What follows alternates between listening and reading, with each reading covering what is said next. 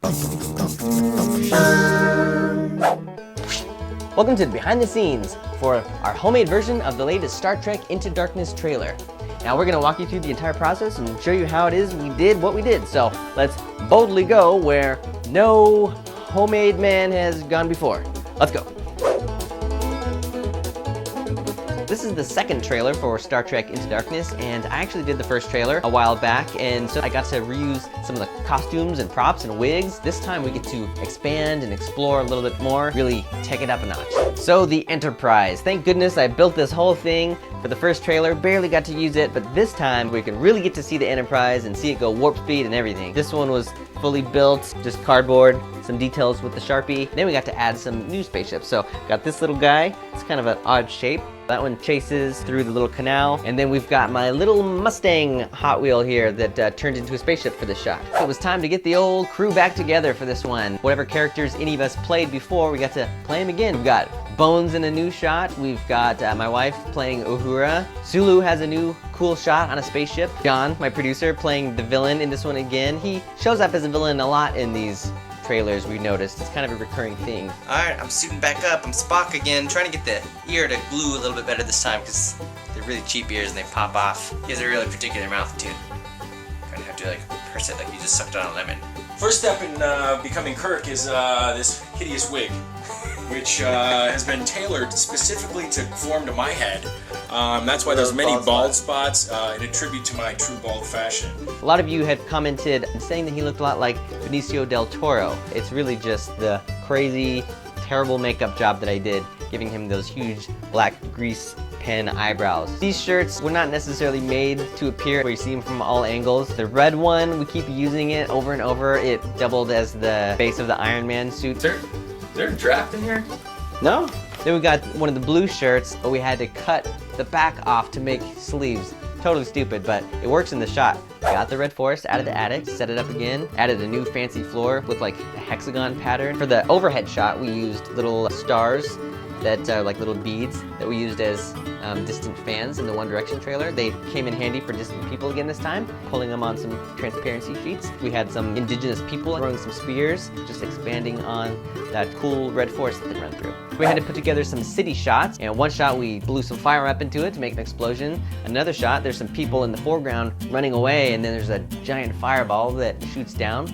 So that was fun. And then the final shot is the Enterprise crashing through a building. We decided a stack of quarters was the best bet because it would be solid and then it could just crash right through. So we got up really, really close, stacked some more coins there for other buildings, and then just crashed right through it. Did it one time, made a huge mess, and that was it.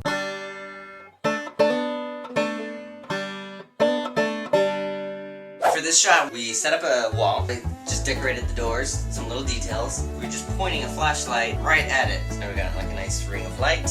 These guys on a wire, whoosh, and then they shoot through. Made little handles too. And then, is Kirk here? Kirk? No? There's just some debris and stuff in space that one of the guys dodges around. We use just some like random pieces of equipment and stuff that we just like attached to tripods and so that it looked like space junk. Now in this trailer, there's a cool sort of canyon crevice type chase. We set up a corridor with just a black sheet and put the ships on some wires and put smoke in there and put lights at the right places and try to get all those shots of them maneuvering in and out and under stuff. This is one of those cool sequences where the miniature stuff intercuts with the live action stuff that we just did in the car, pretending like he's driving the spaceship, and then the camera just tilts sideways. And then you cut to a shot of it flying through. It looks really, really cool. Do you have any idea what a pain you are? So in these trailers, I usually do all the voices myself too. He talks really low. The trick to doing these low voices is doing them first thing in the morning. This time I've got Chris actually doing his voice parts. Come on, it's gonna be fine. I do all the rest. Jim! The base is that way! And I do all the sound effects and all the music just by sitting there and making all the noises and singing all the music to myself. I hate this! Spock wears a very interesting looking spacesuit in this one, and we decided that it looked a lot like the pieces from the Iron Man suit. Arranged them in a new way, put some upside down, taped some to a helmet, then we put some LEDs inside the helmet so it kind of shines on my face. Those kept falling and I was kind of like holding them up with my mouth or like with my tongue. Can't see that on camera. It looks like he's doing like an electric vehicle charging kind of thing on his suit, but we needed something for that. So I found an old broken sprinkler head, spray painted it, attached it to a piece of yarn, and attached it into my suit. There's one really cool shot in this trailer where Scotty's standing in front of, like, I don't know, an aquarium apparently, or maybe they were in an underwater vessel. Ooh, I don't know, I always thought it was like they went to an aquarium, like that Star Trek Voyage Home. But there's a big fish that goes by the window. We made it out of cardboard. It's like 9 feet long, and we just cut it real quick out of cardboard, spray painted it, attached it to a PVC pipe so we could hang on to it. Build a huge fish, stars in one shot. And then John outside is just going slow, and then he just throws it and dives into my bushes to like get out of the way. In this shot, the Enterprise comes out of water, but instead of water and getting this cardboard ship wet, we have a storage container tub. We just fill it with smoke and let it kind of settle, and then we slowly peel it back. So the smoke is just sitting there, and then we just rose the Enterprise out, and so the smoke billowed in this really cool way. There are a couple of shots of warp speed. You've got to have that streak of light. Take a bunch of yarn into long strips, set a light facing the camera, and then just string all of the yarn out from the light around the camera. So then you just got this tunnel of yarn. You can just fly the Enterprise right down the middle.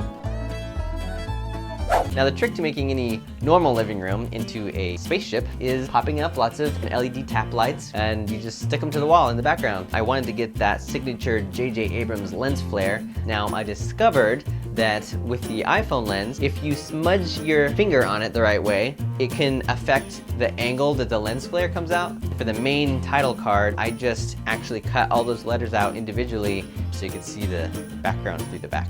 And there you have it, a whole bunch of miscellaneous shots for a really cool Star Trek trailer. Be sure to subscribe to Cinefix because we do this every Tuesday. Let us know in the comments, as usual, which trailers and which scenes we should do next, because we're up for trying all kinds of cool stuff, but we want to know what you want to do.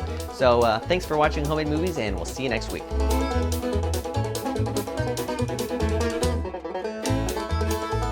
Ah, who ordered the French pasta? This is our space waiter. He wears a lovely leather skirt. Sir, there's a crack in the Enterprise. I'm over here.